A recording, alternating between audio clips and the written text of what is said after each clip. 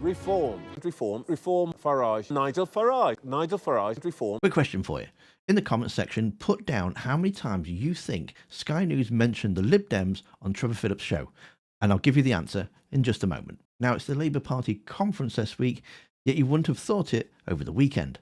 Reform UK Limited currently have just 5 MPs, just 5. But if you only watch the news, you'd think they was already running the country. And when the Prime Minister finally called out their immigration policy as racist, the media didn't stop to scrutinise the policy itself. No, they bend over backwards to suggest that every voter who ticked the reform box must also be racist.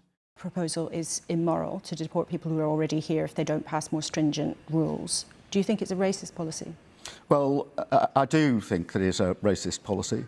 I do think it's immoral. It needs to be called out for what it is. And do you think that Reform UK is trying to appeal to racists?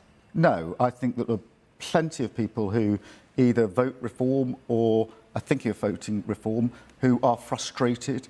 They had 14 years of failure under the Conservatives. They want us to change things. They may have voted Labour a year ago, and they want the change to come more quickly. I actually do understand that. Starmer was clear, the policy is racist. He also said plainly that not everybody is voting Reform. It could be a racist. The distinction most adults can understand. Does that mean that those people who vote for Reform are racist? Absolutely not. He's talking about the people that lead that party, not the people that are, who but are if you thinking of vote for a party that has racist policies, by definition, it must mean you support racism. No, it doesn't mean that at all. It means that How I mean, a lot of those people who are currently thinking about voting Reform probably wouldn't like the fact that Nigel Farage wants to privatise the NHS and make you pay to see your GP. Thing. I'm asking about probably, but these are the other things they probably wouldn't really want. If a party, as the Prime Minister said this morning, didn't need to say it, the Prime Minister said that one of Reform's signature policies is racist. Therefore, if I as a voter vote for that party, knowing that the Prime Minister has said that it's a racist, in the Prime Minister's view, those voters must be racist, or at the very least, support a racist policy, surely. Just to save you some breath, at no point am I going to say that Reform voters are racist. But you're just willing to say that that people their main leading policy is well, racist. you're not going to tempt me, however many different angles you take to it. I don't think they are. I think there are people that are very upset at the way that they haven't had a pay rise for 14 years. The economy was broken. So they vote for... Their town centres are run down. Their kids can't get a place to live. They're angry, and they're looking at Reform because they want to send a signal to the likes of me to get a move on and bring about the change they want to see. We're doing that. Well, what about the people who really like that policy? They must be racist.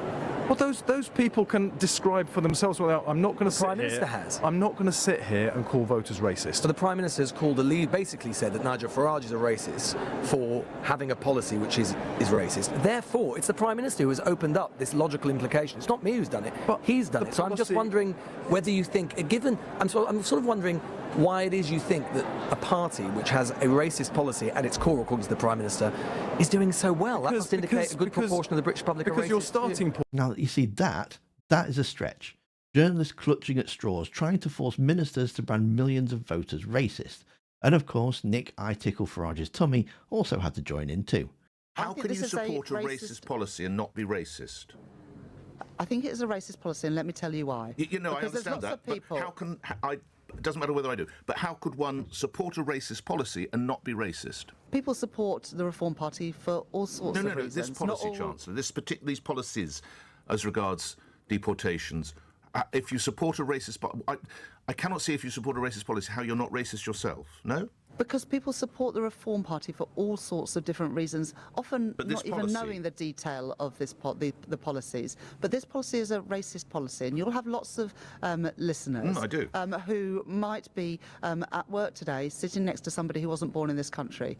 Their next door neighbour might not have been born in this country. They might be married to somebody who wasn't born in this country. And what Nigel Farage and the Reform Party are saying is that they would deport those people. Yes, no, I understand. But you can support that policy but not be racist yourself. I just want to clarify that. Well, do people support that policy? I'm not sure many people do. Lots of people support the Reform Party, but we have to push them on their policies. Okay. And I think there are lots of people who back Reform and who would be horrified by the thought that people who came to this country legally, who are working and contributing, would be deported from this country. Okay. Then there's Trevor Phillips. He can't get through an interview without dragging Reform into it, even when it makes no sense. When talking about Labour members, Trevor makes it about Farage. And this weekend he turned his verbal fire on Nigel Farage, calling him toxic and grubby, and declared him the real enemy. Unusually, he even said the fight against reform is bigger than the Labour Party. You can understand why he's worried. 2 polls this week have put reform way ahead, one even predicting an overall majority. Presumably, Starmer's trying to position himself as the leader of an anti-populist coalition to keep Farage out. A discussion on patriotism suddenly reframed as a choice between reform and the rest of the country. The precise dictionary opposite of patriot is traitor. Who's a traitor? Well, what we're facing, I'm not going to pick your language and use it. No, that's the Prime Minister's language. There's Patriotic a choice. national renewal. There's a choice. Patriots, which is you, who are the traitors. I agree, I am a patriot, but Who are the traitors? what we're facing, the choice we're facing is division and decline with No, Nigel no. Farage, You see, or national renewal with the Labour Party. You can't just toss these words into the air. Yes, I can. And then when... did you just say Nigel Farage? No, it's division and decline with Nigel Farage. I'm asking, you can't just toss these words into the air, and then when I ask you, well, who is the traitor, say, oh no, we're not. But I'm not the kind of person that would bandy language like that. The Prime Minister is. I'm using the Prime Minister's If you own look words. what Nigel Farage did recently, he went to the United States, sat in front of the United States Congress, and begged them to put sanctions on British workers. Again, the focus isn't Labour's vision, it's reform spin. Let's talk about the Prime Minister's battle for the soul of the country. He paints that as a noble cause, and he then says, like you're saying, Nigel Farage, toxic, divisive. Nigel Farage says this is a defining struggle for the nation, the Prime Minister's own words again. So does this mean that when you say something is divisive and there's a struggle, when you're saying it, it's noble and unifying, and when someone else offers their opinion in almost exactly the same words, that it's wicked and toxic? Even when Labour's own record is in question, Trevor insists the real issue is the Reform voters' feelings. This isn't proper journalism. This is some kind of weird obsession that they all seem to have at the minute. Well, look, let me tell you what he's about, because I was on a TV show with him just a few weeks ago. You're using the same word, but you're saying he is toxic, but you're lovely and unifying. I was on a show with him a few weeks ago, and he was asked a question. His answer was, I don't know, I've got no idea.